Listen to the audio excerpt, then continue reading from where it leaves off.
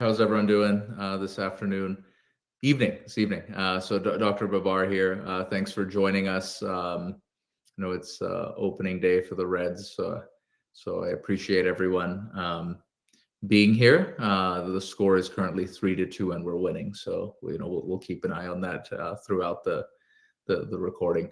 So the topic for tonight's discussion is one that is extremely near and dear to my heart. I think it's my clinical passion in urology, which is life after prostate cancer, or what we would term prostate cancer survivorship, and kind of the men's health implications for patients. Prostate cancer is the most common cancer in men outside of skin cancer, and can be a very scary diagnosis that someone can get. But we have really good treatments for prostate cancer, and some of my colleagues, at the urology group and around the country are just so good at treating prostate cancer. The survival rate is well over 95%. So certainly when patients get the diagnosis of prostate cancer, the number 1, 2, and 3 thing they think about is the cancer, and I get that. But the majority of patients, the vast majority, survive well beyond 5 years, and then they're left to essentially pick up the pieces. And I want to kind of go into some of the common implications of kind of the treatment of prostate cancer and what we can see for patients, and more importantly, how we can provide hope so patients don't have to suffer in silence. So, So as I said, my name is Dr. Paurush Babbar. I've been with the urology group about 5 years now. I grew up in Melbourne, Australia, moved to the States for high school, and then I ended up going to undergrad and medical school at Wake Forest University. And then I don't know, luck, good fortune. I was able to attend what's the preeminent urologic institution in the world, which is the Cleveland Clinic.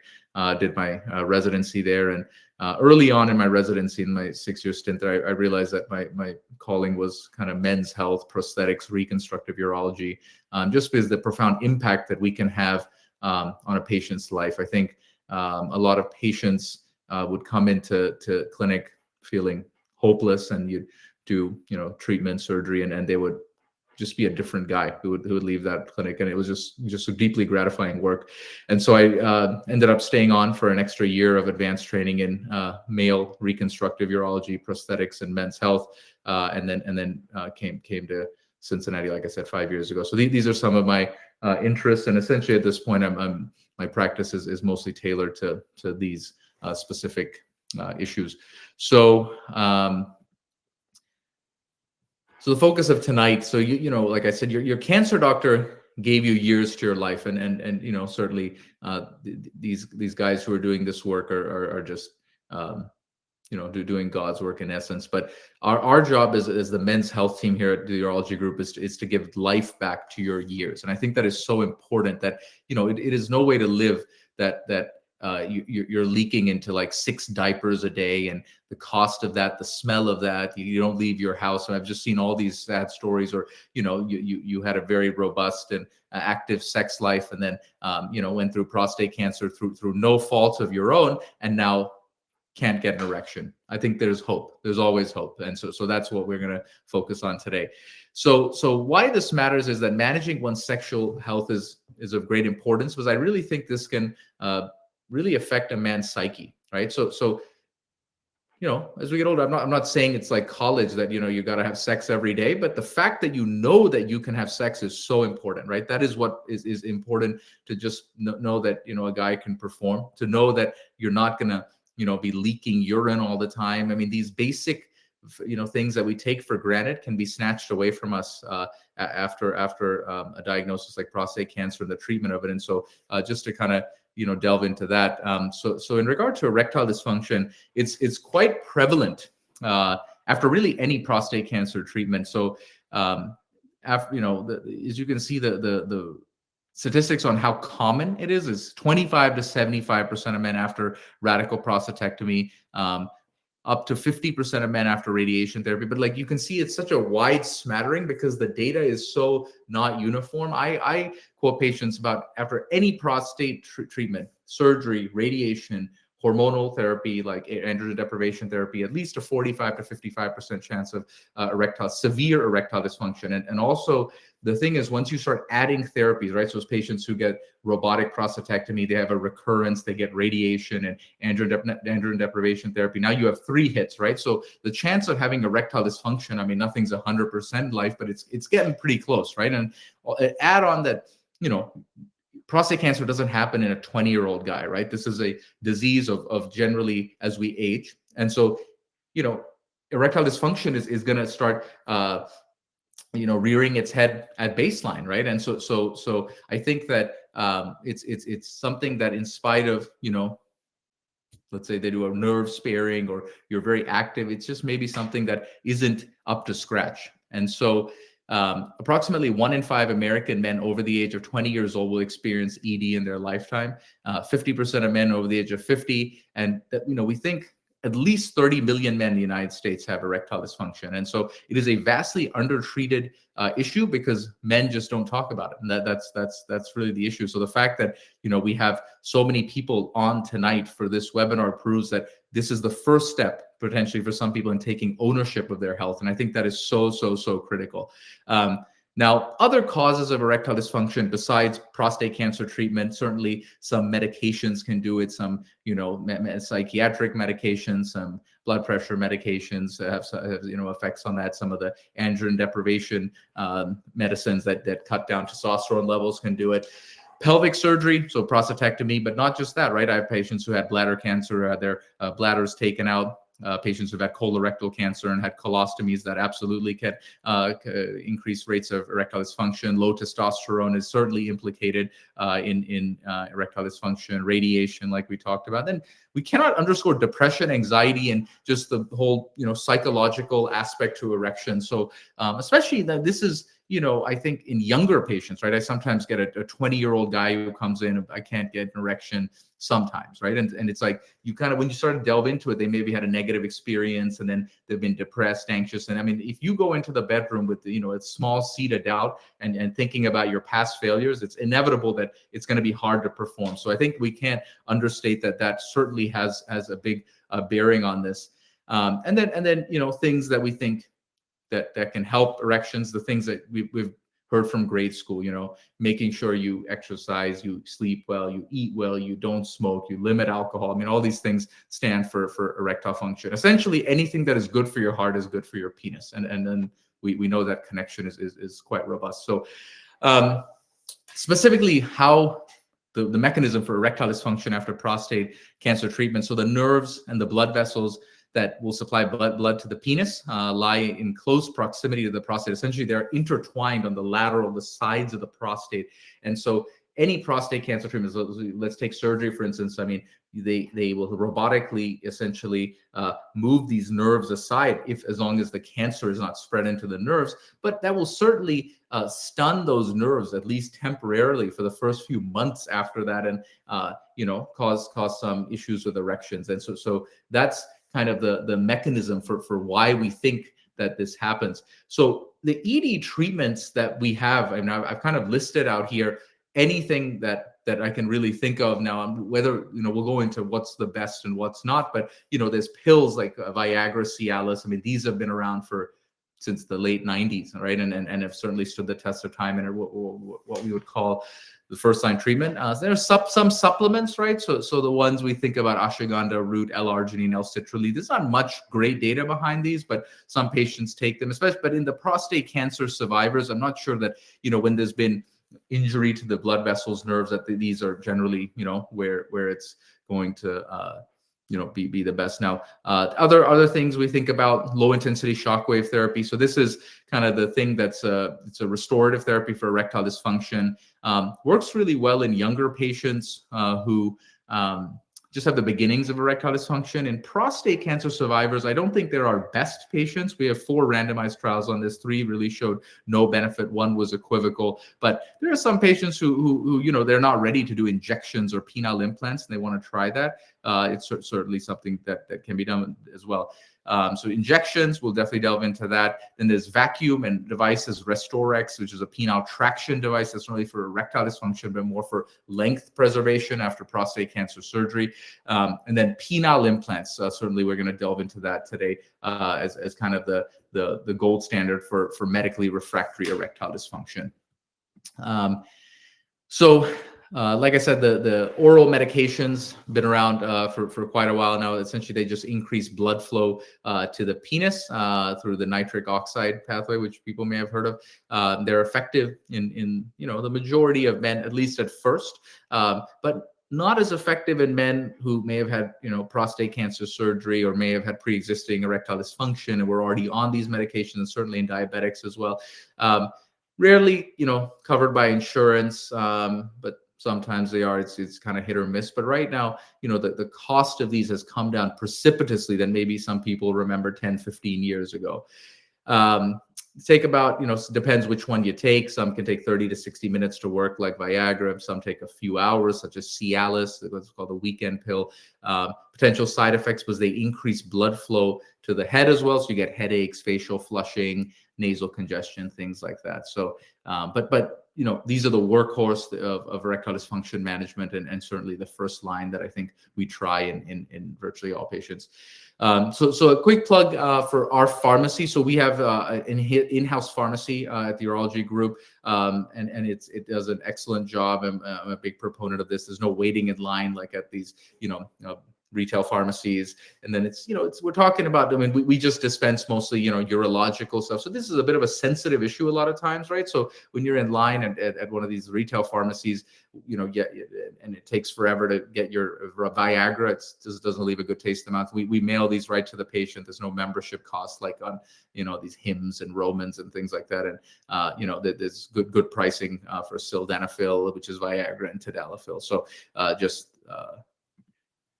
that's that. So then the next treatment option that one can consider for erectile dysfunction, vacuum erection devices. So essentially, this is it's a clear hollow tube that is placed over the penis. This creates a suction effect. It can be hand or battery pump operated. And actually, if you look at does it engorge the penis? In majority of patients, it does, right? But the issue with it is as soon as you remove that seal, most times, the erection's gone, right? So we think that for actually primary treatment of erectile dysfunction sufficient for penetration is probably not a great option. I have a few patients, who may like it, but generally it just doesn't work that well, or it hurts, or generally they lose the erection. Now they may use a constriction ring at the base, like that black thing on that diagram you see there. That can be a little uncomfortable, but can work. Now, where I think vacuum erection devices are actually quite helpful, especially in prostate cancer patients, is this. We have, when I see a patient who gets diagnosed with prostate cancer, he meets someone in our group who's going to do his robotic prostatectomy, let's say, we automatically at the Men's Health Center at Urology Group now, we'll see the patient prior to surgery, because, just to kind of go through what we're talking about tonight and just for them to expect. And what we start those patients on is a vacuum device, because we know that patients who start vacuum devices prior to surgery, and certainly right in the immediate postoperative period, have earlier recovery of erections, less loss of length and girth. And the reason for that, why patients may have that, is after prostate cancer surgery or radiation, especially surgery, you may not get good blood flow to the penis, and that causes some scarring in the in the area that takes gets the blood flow, and then it's a bit of a use it or lose it phenomenon. So the vacuum erection device keeps that going, right? So I think it's absolutely critical. Actually, now we start, like I said, we start patients prior to surgery. They get their prostate out. They have a catheter in for 7 to 10 days, and once the catheter comes out, they start the vacuum again. And then in that same light, we start these patients now, and this is kind of the state-of-the-art treatment now in 2025 for what we do, is we start them on a low dose of a daily Cialis prior to surgery, just to, once again, get blood turnover on a minute-by-minute basis down there, even if they're not, obviously, right after surgery, not trying to have sex, but just to kind of keep the engine primed, so to speak. So very important for that aspect. Now, the next treatment we want to talk about is injection or intracavernosal injection therapy. So this is a medicine, so instead of a pill like Viagra or Cialis that goes throughout the body, here we inject it directly into the penis, and it's a very potent recruiter of blood flow down to the penis. Typically works 5 to 10 minutes after the injection is done. Most of these have to be either refrigerated or frozen. So that's kind of one of the issues that, if you're traveling, it's hard to get through TSA. There's a lot of kind of little things you don't think about, but and then the other issue, a lot of bruising, swelling. Most men will actually see a good erection, but actually the side effects of the pain, bruising, swelling, this is where you can get a prolonged erection that lasts longer than 4 or 5 hours, that you got to go to the ER and have a procedure to get taken down. So we see, about 70 to 80% of men will stop using this within about 6 months. But in the prostate cancer patient, I think this is right after surgery, about maybe 3, 6, 9 months after the operation. If they are having issues, having sex, this is a good idea to start, just to once again get more blood flow and try to regain some erectile recovery, right? So we do like using this in the prostate cancer population. Now, going into the shockwave therapy that I'd mentioned earlier, so it's a restorative therapy. The way it works, it causes essentially micro trauma to the inner lining of the penis, and then this essentially is a potent stimulator of stem cells, wound healing factors, vascular regenerative factors down to that area. It's 6 sessions that are painless, essentially 15 minutes in the office. And the good thing that all the randomized trials show, that there's no negative to this, right? Besides the cost, right? So in America, it's not covered by insurance, but you're not going to get like a hematoma or a blood collection or pain, right? So really, it's in that sense benign. But so something to certainly think about in patients. Now, there's a scale essentially used called an IIEF, which is an erectile function score, and it's 0 through 25. Generally on that scale, shockwave gives you a 2 to 4 point increase, right? So it's a modest gain, right? Like a penile implant can take a guy from literally a 0 to a 25, right? So it's not like, maybe what you hear on the radio, that this is the second coming of the Lord. This is not what this is, right? So we do not want to overpromise that it's that, but in the right patient, this is an excellent therapy, right? Which is, younger patients, mild erectile dysfunction, just the beginnings, who respond well to Viagra and Cialis. I think it's a great option, right? And in Europe, it's actually first-line therapy up there with Viagra, Cialis, with insurance coverage. So like I said, in the States, we don't have that yet. But, I think what I tell patients is, if you want to learn about this, or you're even committed to doing this, I really think you want to do this with a urologist, right? And not with a men's health clinic that are, you got to ask, who's running the men's health clinic that you go to, right? Is it someone who is done a urology residency, a fellowship in men's health, or is it just a family medicine somebody? You know what I mean? Like so just like I wouldn't have my carpenter work on my car as my mechanic, and I wouldn't have my barista come in and do my plumbing. You just got to figure out who's doing the work and what's the motivation. So that's kind of my soapbox on that. So something to certainly think about. And like I said, we're the first group of urologists, right, in Cincinnati, who are offering this. And I think we have ED experts, and we kind of essentially, if we think that, look, it's not going to help you, we're not going to push it and say you should do it. That's the one thing we would make that. But if someone's a great candidate for it and they want to do it, I think we offer what's focal shockwave, which is the one you want, not radial. So excellent. And then last treatment option for erectile dysfunction I want to talk about tonight is penile implants, right? So in patients who have exhausted all options, medical options, right? So pills, shots, vacuum devices, things of that nature. At that, hope is not lost, right? So at that point, it's kind of, I think of it like this is a knee replacement of the penis, right? So if your knee was not working well, you'd take some pills, didn't work, or they give you probably a steroid shot in the knee. Okay, that didn't work. All right, so it's then you get a knee replacement or live the rest of your life in a wheelchair. I think it's a no-brainer. Every patient will say, all right, give me a knee replacement, no big deal. I think implants now at this point in 2025, when done by someone who does a high volume of these, is in that same category to me. So 45-minute operation, you go home the same day. And you know, it's a quite easy recovery in that sense. So essentially the way this works, it's fully internal. Okay, that's the key. If you're in a locker room naked, no one knows you have it. Safe in an airport metal detector, safe in an MRI. There's a pump, as you can see, that says MS pump. It's in the scrotum.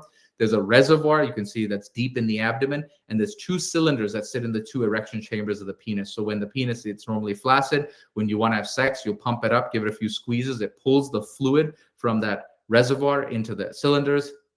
Nice, firm, 10 out of 10 erection. Have sex whenever you want, as long as you want. You will not lose the erection during sex. That is critical, right? Like, just to know that you can perform and really you can gain that intimacy back in the bedroom. There's different types of implants. There's a malleable, which is just 2 rods, no pump, no reservoir. I think in the United States, we do that in select cases, right? Patients who have Parkinson's or MS who can't use their hands well, patients who have what's called a buried penis. But most patients we do is the inflatable. That's kind of the Cadillac. You know, there's a the 3-piece device I'm talking about. With penile implants, so over 95% patient and partner satisfaction. The most common thing I certainly hear is, doctor, I wish I did this sooner. I think it's an absolute game changer. I think it's something that we should not be scared of. I think it's something that patients should just know it's available. Whether they do it or not, that's totally fine. But I think you know, this is something that when done in people who do a lot of this, it can certainly help. So now the side effects of the penile implant, the 2 main ones I think about. One is device malfunction. So just like your car tire can pop a leak, this can leak. Essentially, it's this fluid moving back and forth. Average lifespan of a penile implant, about 12 to 13 years. And then infection rates are 1 to 2%, just like any artificial knee, hip, heart valve, any implant in the body. That really relates to surgeon experience. So I personally do the most penile implants now in Ohio, doing over about 150 of these a year, and our rate is less than 1% at this time. So we monitor that pretty stringently, and we're the first center of excellence doing the Boston Scientific penile implant in Ohio. So I think something to certainly, you know, especially in prostate cancer patients, if they've exhausted all the options, I see sometimes, you know, that patients then just give up, right? And look, I'm not saying this is right for everyone, you know, but there are many guys, when you talk to them, like, yeah, I really want to have sex. My wife wants to be intimate, but I can't perform. Here it is. You know what I mean? So this is something to certainly not shy away from. So we're going to show you a quick animation, you know, of what I was talking about here.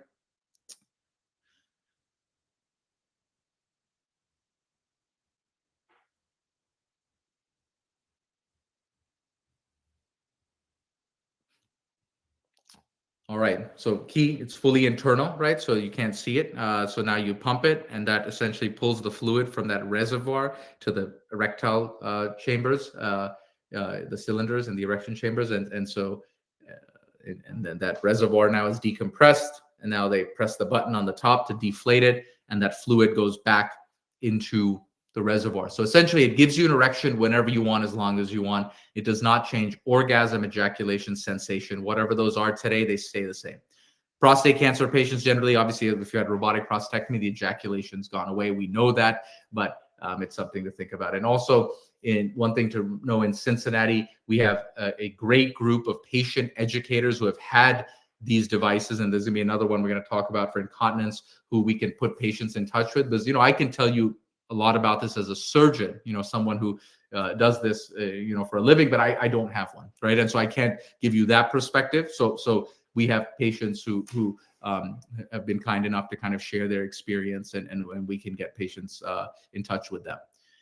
Other things to kind of think about, right? So here at the urology group, we're certainly trying to push the envelope in you know, this whole disease process, let's say. So some things we think about, right? So some patients who prostate cancer or not can get penile curvature, which is another name for that's Peyronie's disease. And the reason for that is when they're having sex, they're kind of having it on not a fully hard penis. It kind of repetitively hinges, and that can cause micro tears in the inner lining of the penis, and they get scar tissue. And it's like getting a balloon and putting a piece of duct tape on it, hooks it. So we do straightening procedures a lot of times, with or without penile implants, depending on what the patient needs. mini Jupette sling. This is what this picture is. This is a game changer treatment that came out of Europe a few years ago. Essentially, this is really unique to the prostate cancer patient who would need this, because some patients, after their prostate's removed, will leak when they orgasm or climax, right? And a lot of guys, when I ask them, a light bulb goes off. They're like, "Oh my God, no one's asked me this." And it's kind of disconcerting in the bedroom to the partner and yourself. Like, it's not ejaculate, it's urine you're leaking on your partner. So essentially, at the time of the penile implant, we just place a sling over the urethra. When you pump up the implant, it tightens on there. Really works like very, very well for that. So something, and it adds about 10 minutes to the penile implant. So you kind of do two birds with one stone. Suprapubic lipectomy. So this is for patients who have what's called a buried penis, and essentially that pouch that is right above the penis, if that's overhanging over the penis. I have a few patients who we've removed that fat pad, and actually through that same incision, I'm able to get a penile implant kind of from a different approach. That is a game changer for those guys, just cosmetically and functionally. So, things that when you go to like a high volume center, we're not just like, doing, I did 5 of these yesterday. And so I think these are the cases, we're putting in the reps to kind of perfect this, this operation as much as we can. So the next thing to talk about is incontinence after prostate cancer. So this is another treatment side effect of prostate cancer treatment. So early on, right after the prostate's removed, really all patients are going to have some degree of leakage, right? So the prostate houses the main sphincter, and once that's gone, a bit of leakage is expected. But by about 6 to 12 months after, the vast majority of patients are probably down to one small pad a day if they were to really exert themselves. Now, unfortunately, there are 7 to 10% of patients, this says 8 to 15, somewhere in that ballpark, that will leak a significant amount, right? I've had guys coming in, leaking 8, 10 pads a day. I mean, that is just, until you lose your continence, you do not understand how important it is. It is debilitating. And so, erections are important. Trust me. I mean, it's more a common problem, but, how often does one have sex? But, if you're leaking, I mean, that is a 24/7 problem, right? And so this is something where, we really want to identify patients who have this and really just help them, because this is a game changer thing. And also patients who leak like this, if you're leaking 6 pads a day, there's no prayer of having sex. I mean, it's going to be so difficult to be able to even if you can get an erection, I mean, you're leaking everywhere. I mean, it just doesn't logistically work out. So you have to aggressively manage this incontinence, right? So, the options we think about, pads, clamps, external condom catheters, these 3 here, yeah, they're options. Are these long-term options? To me, the answer is no, right? Like in 2025, I don't think we should accept these as long-term options. Sure, I agree in the short term, you can do this, but in the long term, we have the other options, which I'm going to certainly outline, that can really just, get this problem down to very, very manageable standards. So one thing, I advise, a lot of y'all to look at this QR code. So the urology group, we were featured in a documentary series called Dry through Boston Scientific, and it's about one of our patients, Roberto, near and dear to my heart, who had his prostate out in 2017, had a complicated course, ended up getting radiation, was leaking like 8 pads a day. It took over his life, right? And so it wasn't, able to be intimate, and had a lot of issues from that. So a few years ago, he took, he waited. He suffered in silence for a number of years. We put a sphincter in him, an artificial urinary sphincter, which we'll go over. He got dry. Then we started him on testosterone therapy to get his sex drive back, and then he got a penile implant, and now he's survived his cancer, and he's thriving, truly. I mean, he is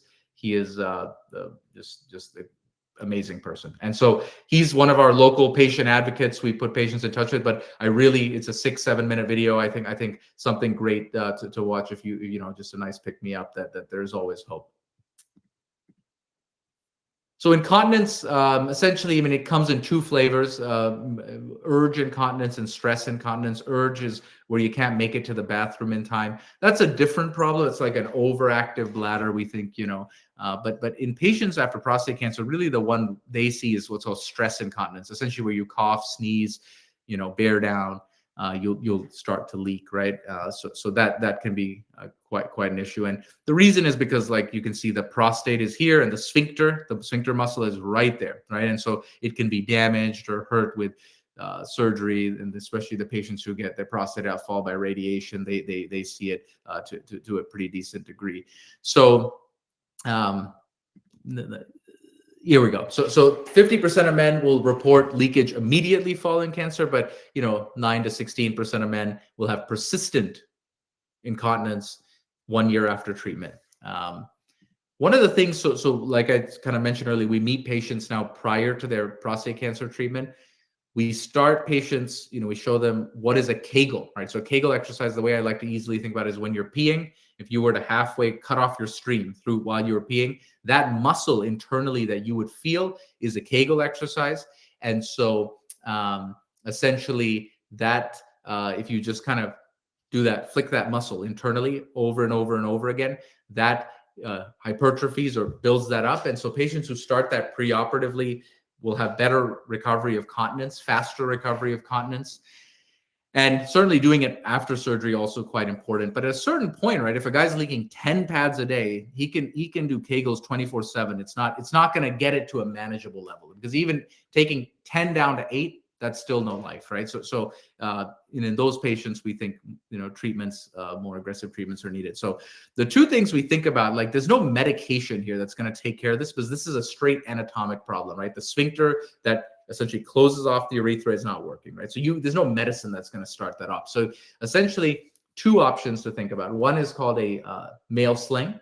So essentially, this acts like a hammock under the urethra, and it repositions the urethra in such a way that it can control a lot of the leakage. Now, we think it's a procedure that works very well in well-selected patients, right? And what I would say is I think it works well in patients what we would call mild to moderate incontinence, 2 to 3 pads a day, maybe 4, but probably 2 to 3.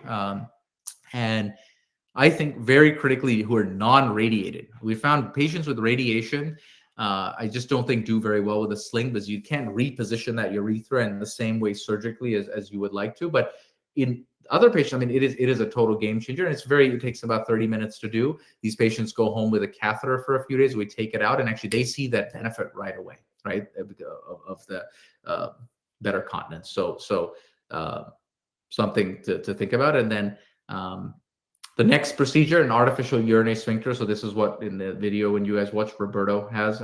So essentially this mimics what the native sphincter did, right? So it's a device that's fully internal. If one's in a locker room, no one will know you have it. Safe in an airport metal detector, safe in an MRI. There's a pump in the scrotum, smaller than the penile implant pump, a cuff around the urethra, and a balloon that sits deep in the abdomen. So when you want to pee, you'll press the pump and it will open up that cuff for about 45, 60 seconds. You'll pee, and then on its own, that's the key, it closes back down. So nothing else to press, right? And then whenever you feel the urge, you'll start feeling that urge like you did your whole life. You'll press it, you'll pee. So yes, to void, you will have to press a button, but patients get quite used to that, right? It's just like once you pull down your pants, you press, and boom, you'll pee, right? So it's certainly better than wearing diapers. So sphincters. Let's show this video here. They've been around since the early 80s.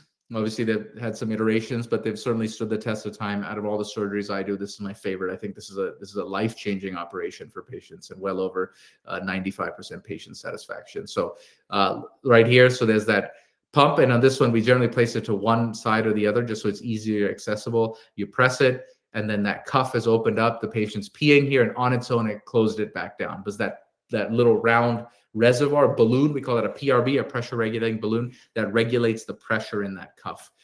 So similar complication profile, infection risk 1 to 2%, device malfunction. These fail a little sooner than the penile implants, because these are being essentially used 24/7, right? That cuff is holding strong at all times, and so about every 7 to 8 years, these may need to be replaced. But it's a quick 45-minute operation to get it in. Patients, at least when I do it, go home, no catheter, no drain. So and we turn it on about 6 weeks after the surgery. So this is a total game changer operation, and something that if patients are leaking, we asked come see us. We can absolutely help. This is the slide. Don't give up. This is what my dad taught me from when we were young. There's always hope. Never ever give up. And so if one treatment doesn't work, we'll find another one that does. If you had a negative experience just with the healthcare field, and you feel let down, give us one more chance. Let us show you some things that may have not been offered to you, that you may not have known about. And whether you do it or not, that is not my goal. My goal is just to educate patients and give them the knowledge, and then everyone knows themselves the best, what their goals are the best, and then you decide. Because you never want to feel like you weren't given the whole picture, right? And then that's really what our goal is here at the men's health team at the urology group. So we have some questions here. I would, this is my favorite part of the talk. So just, start. You guys can type any questions. We'll try to run through this, and yeah, let's do it. So I'm going to start reading off some questions, and we'll go from there. Okay. So first question: is there any data on shockwave in post-prostatectomy patients? This is on all these webinars the thing we see most commonly. Yeah, at least when I looked about a year ago, 4 randomized trials were done. 3 of them showed no benefit, right? So meaning against placebo, where they just gave a noise, right? So there was no shocks. Essentially, what is in these men's health clinics, radial shockwave, that's what that is, versus focal, what we offer, which the depth of penetration is enough to incite the micro trauma. 3 of them showed no difference. 1 of them was a maybe, but it was like close to statistically significant, but not significant, right? So hence the recommendations for post-prostatectomy patients is I can't stand behind it like I can like a penile implant and say, hey, this is going to work, right? But I have guys who say, look, from my mental checklist, right? Like we all have a checklist sometimes that I have tried pills, I've tried a vacuum. Before I, undergo that operation, I want to try it. I don't think you're going to hurt anything, right? But it is not our best patient, like I said, who's the 40-year-old guy who just started having ED. So that's the data on that. One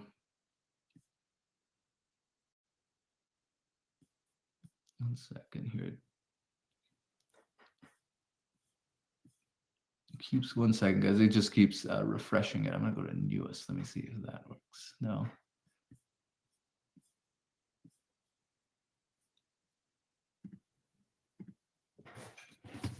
Sorry, every time a question's going in, it's taking me to the top of it. Okay, here we go. Sorry about this, guys. Will you address anal incontinence that is the result of radiation? Thank you. Great question. So fecal incontinence is a different ballgame, unfortunately, right? So fecal incontinence, the treatment is not like an artificial urinary sphincter. So yes, radiation or other treatments like colorectal surgery, things like that can cause fecal incontinence. The treatment for that is actually a different device called neuromodulation, right? So essentially, this is these electrodes that are placed near the spinal cord that stimulate the sacral nerves, and that is actually a very good treatment for fecal incontinence. So what I'd say is, if this is another thing, it's a rare complication, but it can happen. This is something you should not have to live with. Call us, and we have partners who do sacral neuromodulation who we can help. So the ones, Dr. Scott, Dr. Rodersheimer, Dr. Zabo, these are our, champions for that thing. So yeah, neuromodulation is what you do for fecal or anal incontinence. Thank you for that question.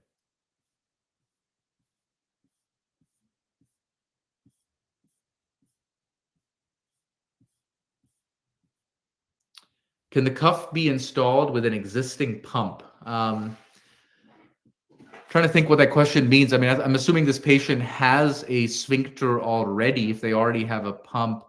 Oh, okay. They're talking about a penile implant. Yes, absolutely. So if a patient already has a penile implant in, yes, we can most definitely put a sphincter in. It makes the surgery maybe a little bit more complex, but certainly something that I do pretty routinely, and absolutely 100% can be done, because it's very hard. Yeah, you could have a rock solid erection, but if you're leaking on your partner, that kills the mood. So absolutely 100%. Please make an appointment.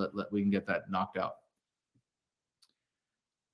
What is the typical issues following CyberKnife? Yeah, great question. So CyberKnife is a type of radiation therapy, right? Very good type of radiation therapy. It's very precise. Some patients, like we said, 45 to 55% of patients may see erectile dysfunction. The difference in the erectile dysfunction after radiation is that generally at first, those patients, for the first 2 to 3 years, you won't see it, but generally about after that period, there's a precipitous decline sometimes in erectile function. So all the treatment options for ED are the same in that patient.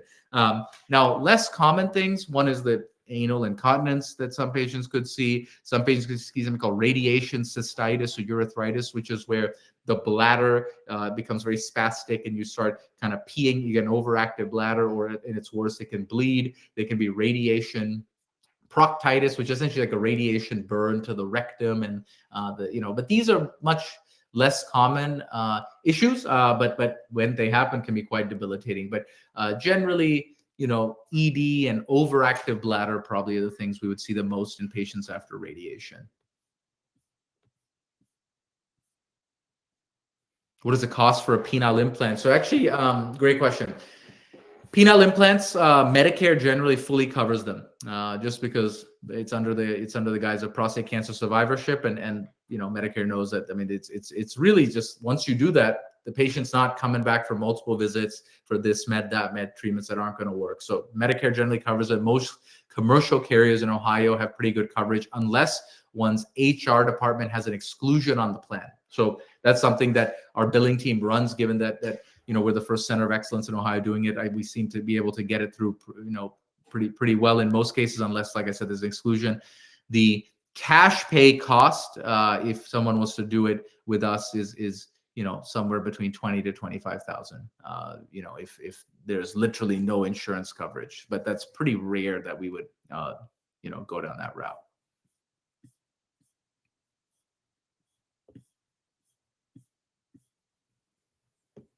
Is shockwave a possibility for someone who has had a HoLEP, did not have entire prostatectomy, cancer was found in pathway part after HoLEP, no other cancer treatment, and PSA has stayed down? Yeah, good question. I think in this patient, you technically have not had a prostatectomy, so meaning the nerves on the lateral sides of the prostate are unharmed, essentially. Probably a better candidate than just a straight prostatectomy patient. Really, I think to me we'd want to know what is your response currently to Viagra and or Cialis. If you have a robust response, then I think it can help. If there's, if it's not working at all, you're already on injection therapy, probably not the best thing. But, I think the word candidate is an interesting one, right? Because you can do anything, right? Just because you can do it doesn't mean you should do it, right? And so that's where the thing is. So the answer is if you just ask me, can you? Yeah, definitely. But we'd have to kind of parse into it, like, is it going to be, our best option?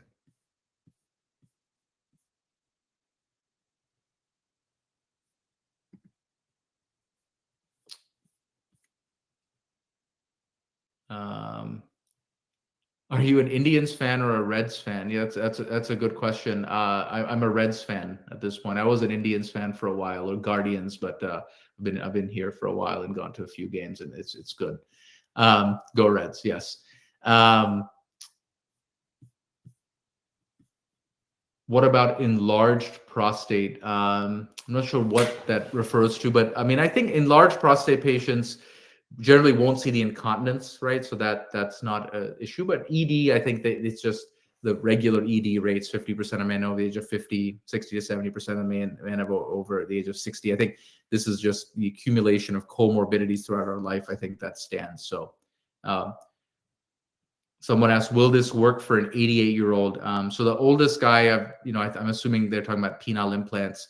We've done an 89-year-old. I mean, if a guy wants to have sex and his cardiologist will clear him for surgery, it's a quick 45-minute operation. I see why not. Does tamsulosin help with incontinence? Thank you. Great question. Generally not, right? So tamsulosin or Flomax is an alpha blocker that opens up the prostatic stroma. Essentially, it relaxes the chokehold of the prostate on the urethra, and you pee better. So it helps with like a weak stream, nighttime urination, things like that. But incontinence, stress incontinence, it will not do really anything. I currently take shots, but still have a bend at the end of my penis. The shots work well, but I've lost length. What is the best treatment? Yeah, it's a great question here. This is an issue where when you start getting a bend to the penis, right? To me, that's just a couple of things, right? When you're on injections, that one is that the injection, just that act of putting the needle in, maybe inciting some micro trauma, you may worsen the bend, right? I don't love that idea. Second, that may mean that when you're having sex, the erection is not as hard as maybe it could be, and you're getting a bit of that hinging, and that's what's also causing the bend. So you could continue the shots. I think in a case like this, when you have erectile dysfunction requiring injections and a curve, the gold standard for Peyronie's and erectile dysfunction is penile implant. It takes care of both. It'll straighten the penis, and we'll go from there. Now, loss of length with curvature is related. It's just basic geometry. Both my fingers are the same length. Yep, right there. And now one is shorter than the other, right? So it's that. No, so when you put an implant in, it's not going to get your length back to what you were when you were 20 years old, but it should be better than it is now. But probably maybe, I think some of the length that is lost generally may be lost, but I think we can do some things to at least optimize that situation.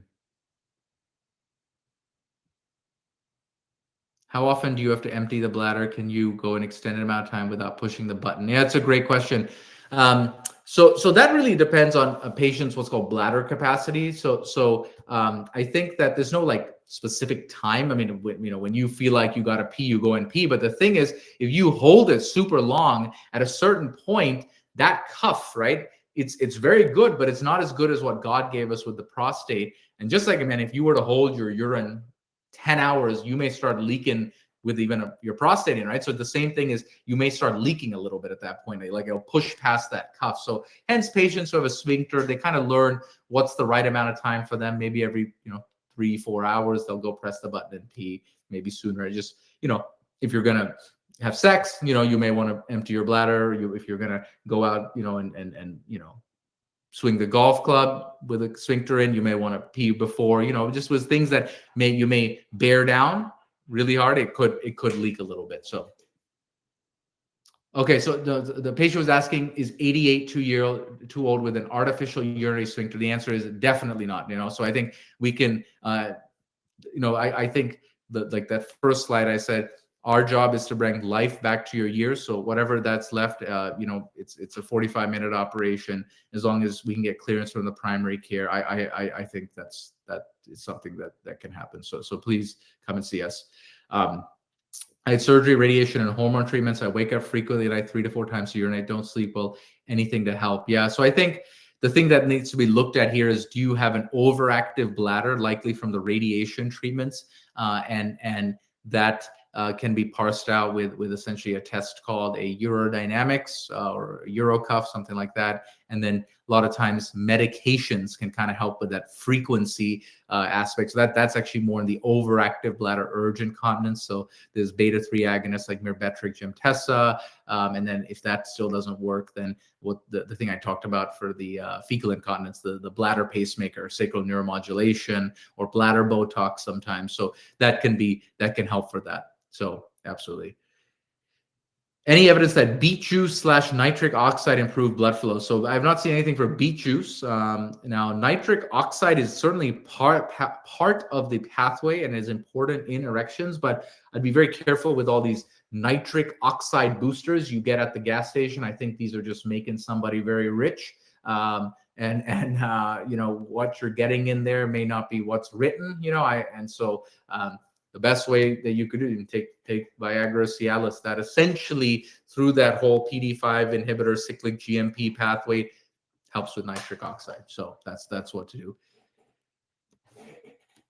Can a physician guide be engaged to help find the most appropriate ED treatment? I'm not, and physician guides in quotation. I'm not exactly sure I understand that question, but I think physicians can definitely help with these issues. Can oxybutynin help with incontinence? Great question. Yes, oxybutynin is for urge incontinence, right? So not the incontinence kind of we honed in on, which is the incontinence with coughing, sneezing, lifting, swinging a golf club. No, but it can help with the incontinence where I can't make it to the bathroom in time, right? So it can. Now, oxybutynin, although, is kind of an old school anticholinergic medication that has a lot of side effects. It's cheap, right? Because it's an older medication, but patients, I don't like it using in older patients. It can cause some mental haziness, some confusion. It causes bad constipation, dry mouth, dry eyes. Like so hence we think for that type of incontinence, the better medication are the beta-3 agonists, or like Myrbetriq, Gemtesa, kind of like I mentioned. So I think that is all I am seeing. Awesome.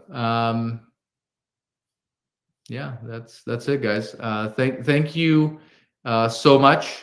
This has been a pleasure to have everyone here tonight. And if we can be of assistance, please give us a call. Come in and see me, and we can help. Okay.